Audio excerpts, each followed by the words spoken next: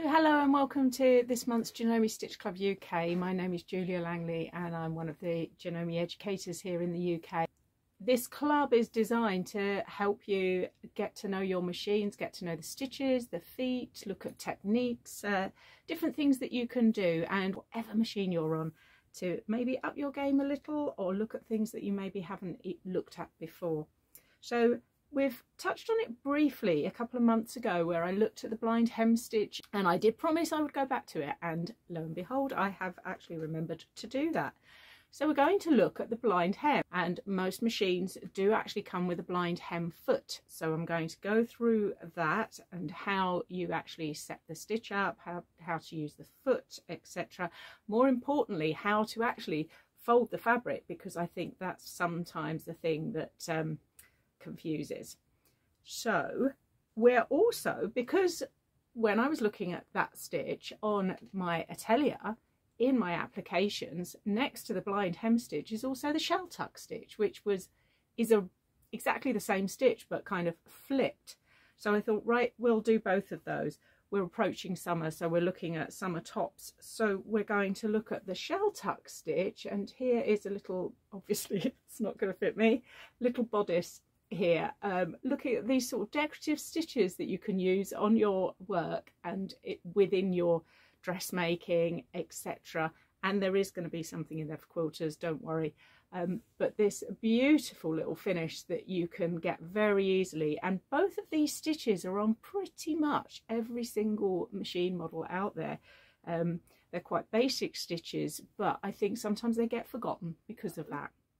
If you've got any questions at all, pop them in the comments below and I will get back to you. Any of the links, etc., for various things I will also pop in the comments below. And if you want to give us a little thumbs up if this is the sort of thing you're enjoying, that would be brilliant. And also don't forget to subscribe. I'll put a little thing up the top so that every time we drop one of these videos you're going to be told all about it. So why don't we turn around and get to the machine and get on with it. So let's take a little look at the G-foot close up and see. Try to get it as close as possible. This is the one for my more basic mechanical. I'm going to put a little picture up there of, you may have one where you've got an adjustable lip, a plastic bit going on if you've got an older machine, or several other different models, but I didn't have absolutely every one that's ever been produced here. But both of these, what they've got in common is this lip underneath this little bar. Okay, because that is the thing that when we're doing our stitch is going to actually guide it along where we've folded our fabric. Okay, there is also this metal bar here, and what that does is that holds open that little sort of zigzag, that zigzag that happens every now and then as it comes along here, and then it suddenly jumps over and bites onto this thicker bit, and that then holds that open so it doesn't tunnel as you go along. Okay, both of these feet, as I say, this is for a 5mm, this is my 9mm one. Generally they come with your machine and it will be the G-foot. Okay, I think there are very few machines that they don't come with, but as I say, they do look slightly different on some of the models, and that little picture is in the corner. So let's actually put it on the machine and then show you how to set up the stitch.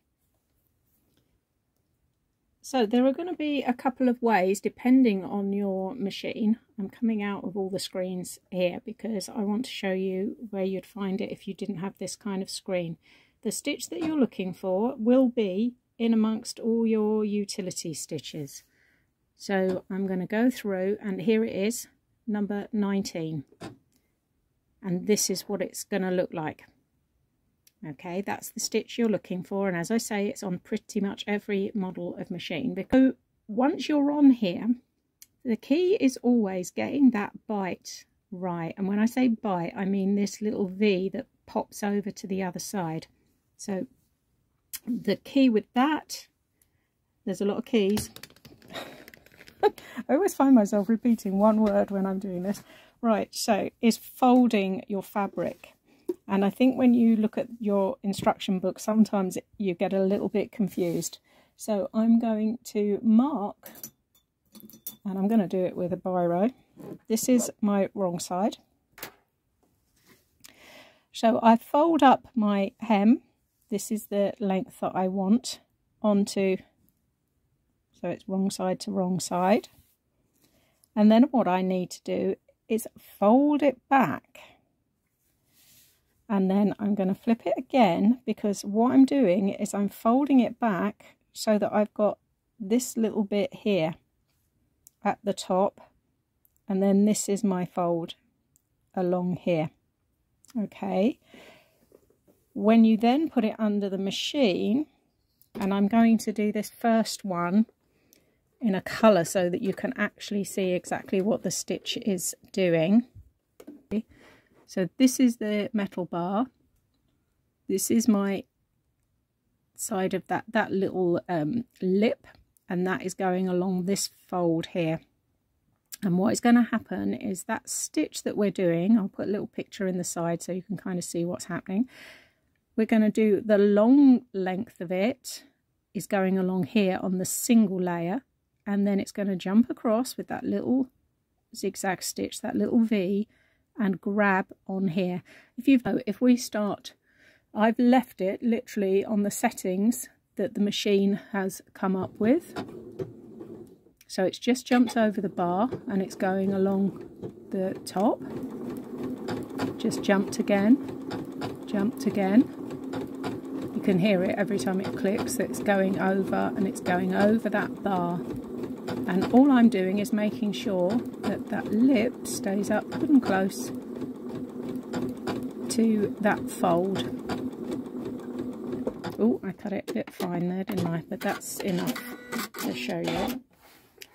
Okay, so this is how the stitch is going to look. Because when we then come to unfold it and pull it out, that's what you get.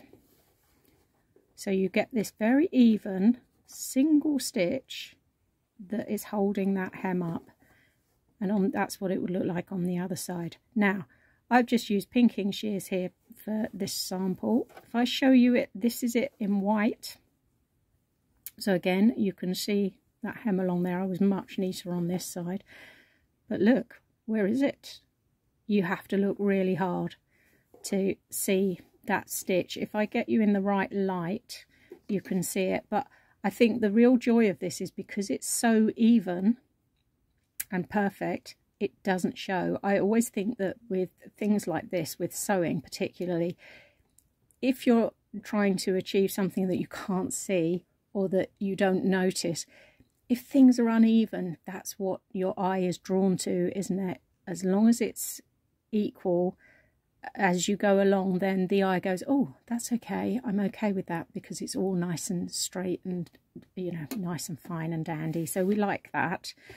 So with this colour thread in here, let's do the same. I'm going to come out a little bit again and show you that fold. So again, if this is my wrong side, this one I've actually, look, finished that hem, which is what I would normally do. So give that hem a nice finish first, and then fold it over so I'm on the wrong side to wrong side, and then flip it back, and then I would pin it in place so that as I go under my foot, there we go, we're ready to run along there.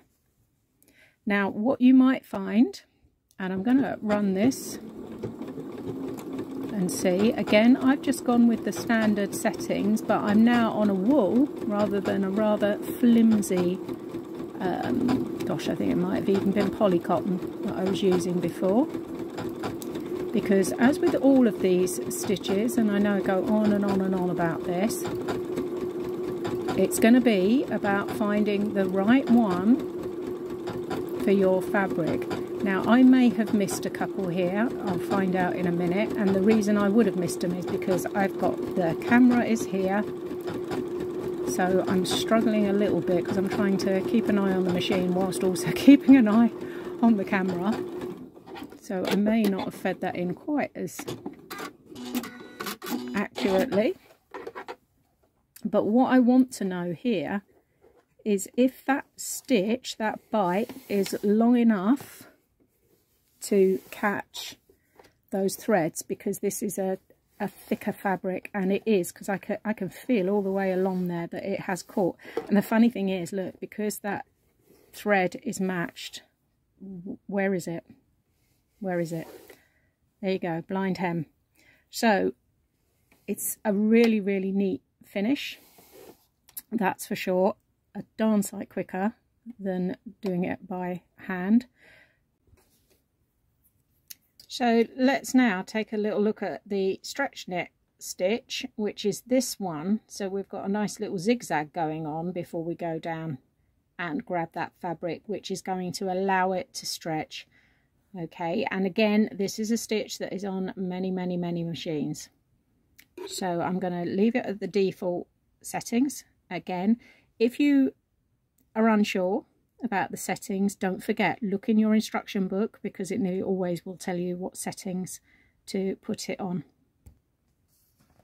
So for example, this is the basic model that I've got, the 2200, and it shows you in here, and if you look, it's giving you stitch lengths, etc., and pattern selection and things like that. So don't forget to use your books. Don't forget to use your books. There's more information in there than you ever know. So I've got my stitch set, and once again I've finished my hem on the overlocker, and I'm just going to fold it so I've got the stretch here, and then flip it back.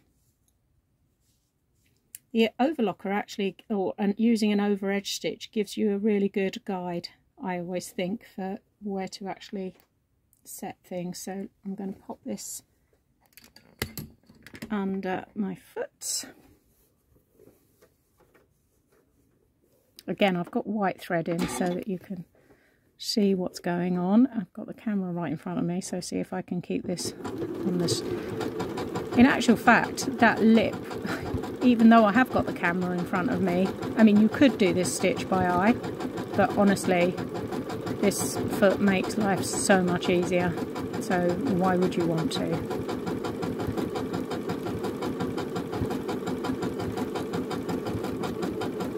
So, along we go.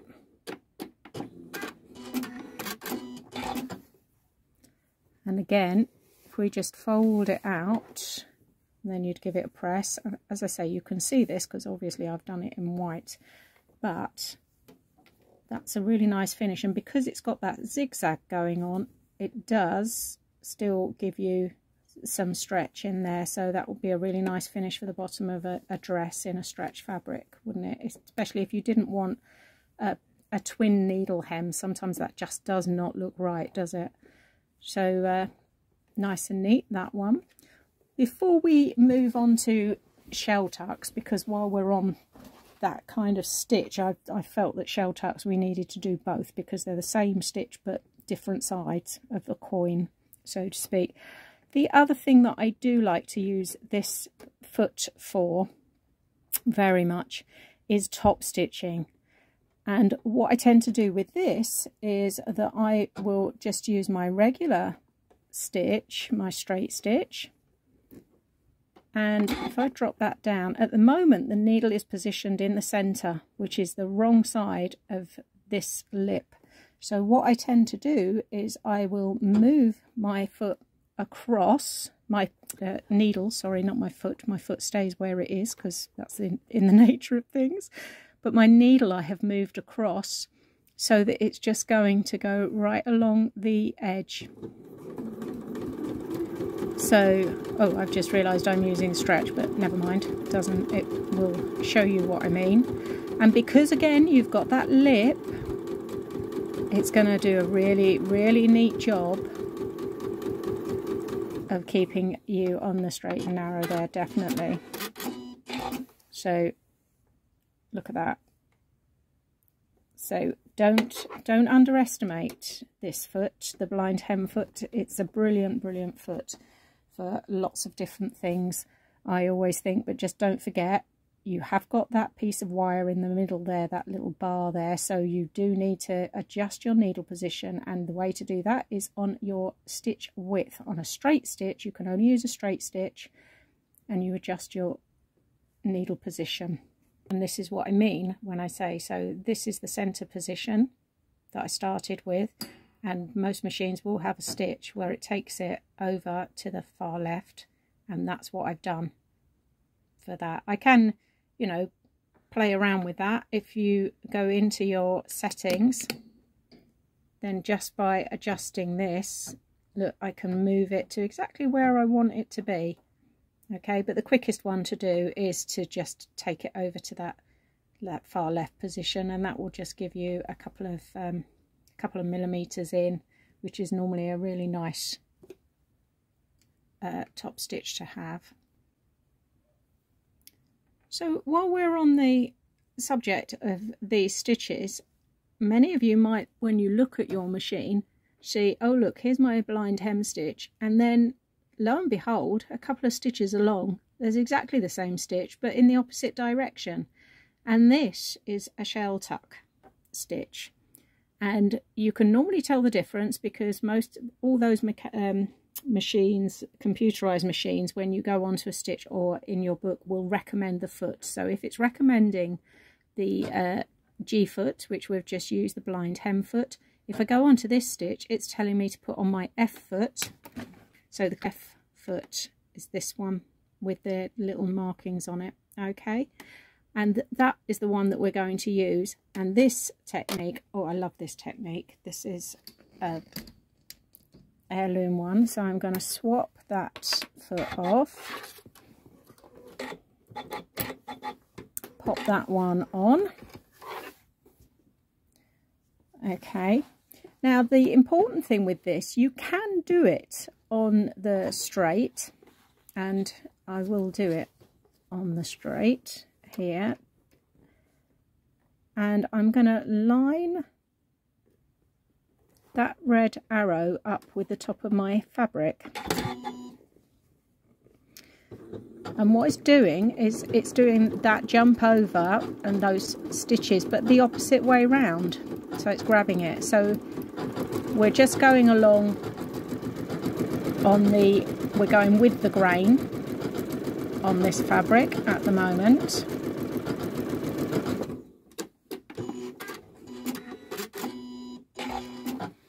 Okay, not very exciting, is it? Not much going on there. However, if we now go on the bias and do the same thing, because we're now on the bias grain, which is the 45 degrees across,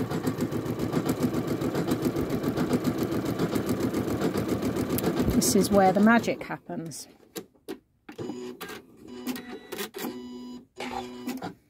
So now we start to get much more, and this is quite thick, this satin actually, but we are starting to get much more effect there. Now if I go on to a lighter fabric, so something a little bit softer, something maybe to work towards for a blouse or something, I've actually pressed all my seams in, and this is on the bias. So this is my straight grain, and I've gone 45 degrees to get that. So if I start going along here,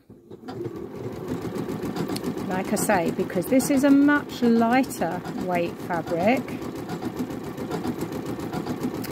so I'm thinking little summer blouses, things with lots of very pretty vintage details, which are very, very much the thing at the moment. There's lots of lovely patterns out there, lots of stuff in the shops, isn't there?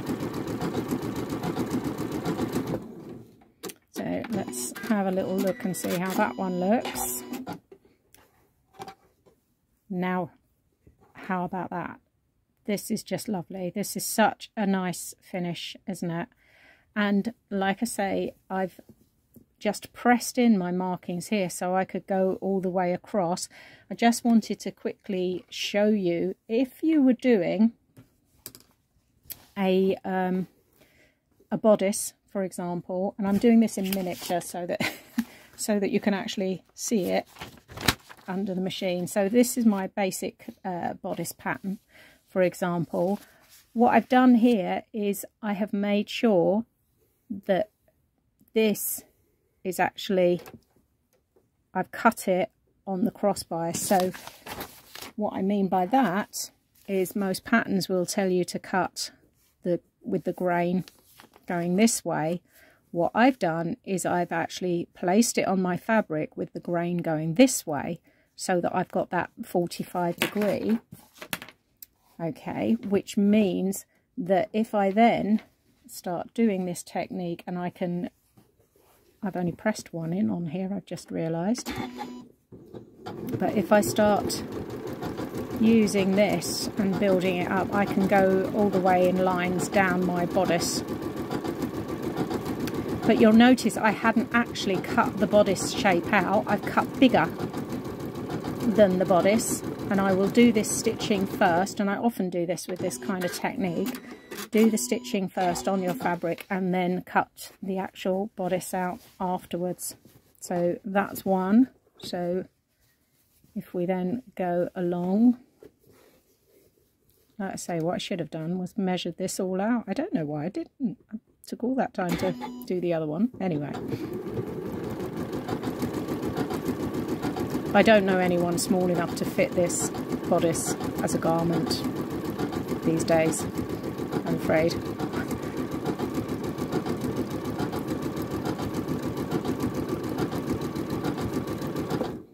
But between these sort of stitches, as you can see, it's starting to build up, isn't it?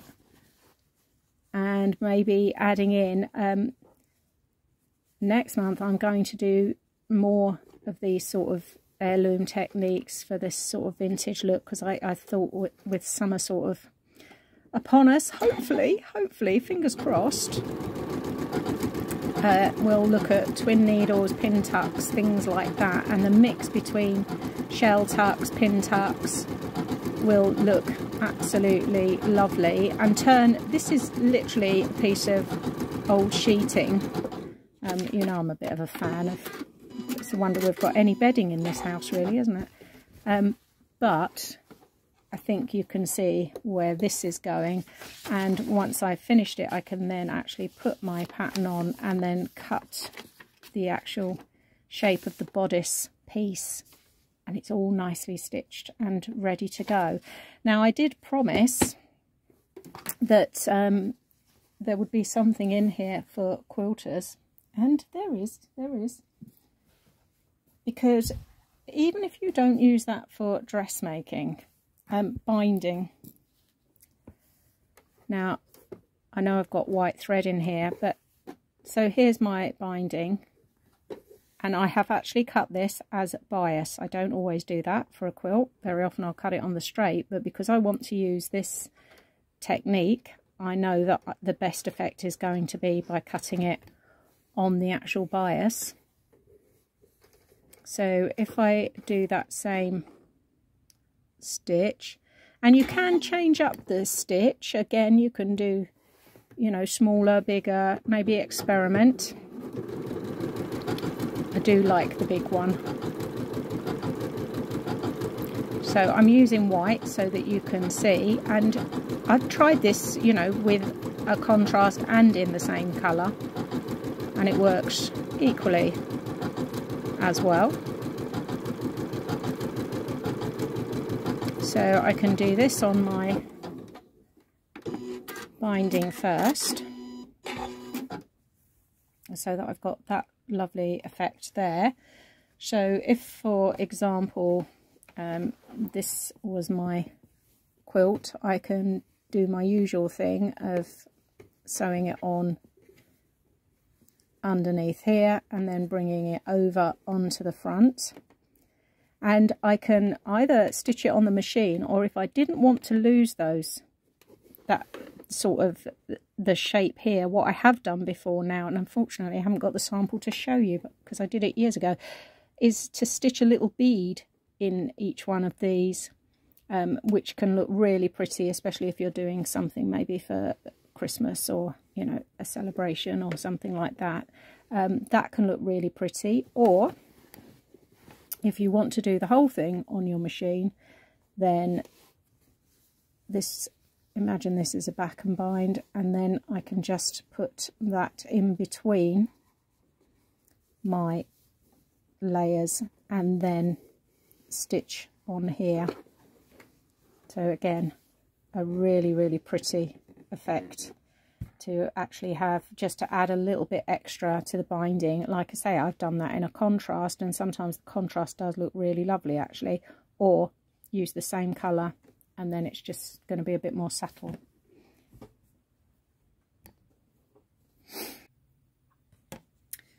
So I just want to go through that shell tuck on, I'm on the 5270 here, because the Atelier 7 and 9, like the one I've got, some of the machines where it's in the actual applications, it's doing a lot of the work for you. So I just wanted to go through on a model where you have to change a couple of things.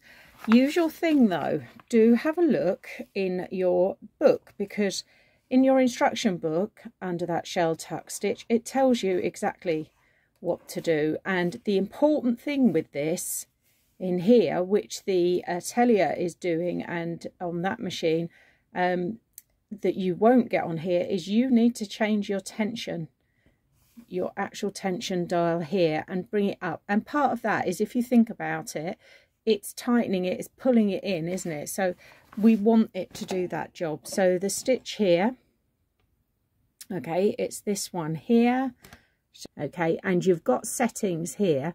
Don't forget, you can play around with these settings as well. But as I said, the key thing is I want to take this tension up. I'm going to start it at 6. And then we'll see how we go from there. So I'm just going to run it along here. So same as with, let me bring you in a little bit closer. Same as before, I need to make sure that I'm getting the needle in the right position on my foot, etc. I've got that little arrow in the centre here, but I've also got this gap on this F-foot for this machine, so I know that I'm going to sit it in that gap and then start running it. Well, I will when I've plugged the foot pedal in. It's all right because I'm shifting out the machines, because I suddenly thought, oh, I really need to show it on both machines here. So if we go along slowly just to make sure that we're in the right place, and then I can speed it up. There we go. So as I say, that tension does play a part. You can alter the tension on the, don't think you can't on the Ateliers, it's setting that tension, but I have on occasion upped it. Right, let's get you to the end and cut it. Sorry if that's all a bit wobbly there because of where the camera is. But there we go, got a lovely little shell tuck going on there. So just a few more samples of things that you can do. So on here I've gone across with that shell tuck, and then I've gone back the other way, and that's given me a fantastic amount of texture on what is a very, very boring piece of fabric. And there's nothing to stop you doing exactly the same on, so I'm back to this wool fabric here. So if I wanted to do, you know, if we're talking home decor or something like that, you could do that effect on cushions or something. And again, it's, if I go back the other way, that's just going to give so much effect on there, isn't it? Things like this, using them to just add texture to your work sometimes is really, really nice, isn't it? On the Atelier, for example, here, when I started doing my shell tuck stitch, I thought, oh, it's not quite right along here. So I upped the tension because there was a default, but I upped the tension a little bit more, and look, it's actually sitting much better along that last bit there. I was just doing this because I wanted to sort of show that you can do finishes on things like little sort of a Peter Pan collar or something like that. Okay, but it does work better, I find, on the lightweight fabrics, definitely, or some lightweight tricot, something like that, where it's got a, you know, a little bit of bias or stretch, and then you get this lovely effect. And so just to show you something else, so this cut on the curve, and of course because it's cut on the curve, then that little shell stitch works really well. So what I did was I overlocked it first, and then I pressed it under so that I've got that nice neat hem going on, and then I've done the shell tuck. So there we go, another really quick run through of quite a wide topic, especially shell tucks, to be honest. And I'm hoping that that's made sense to you, because different machines, slightly different settings. But as I said, please check in your instruction book, because the instruction book will tell you what settings your specific machine needs to be on. If in doubt, please pop something into the comments and I will try and find out for you what you need to do. But definitely remember about checking that tension.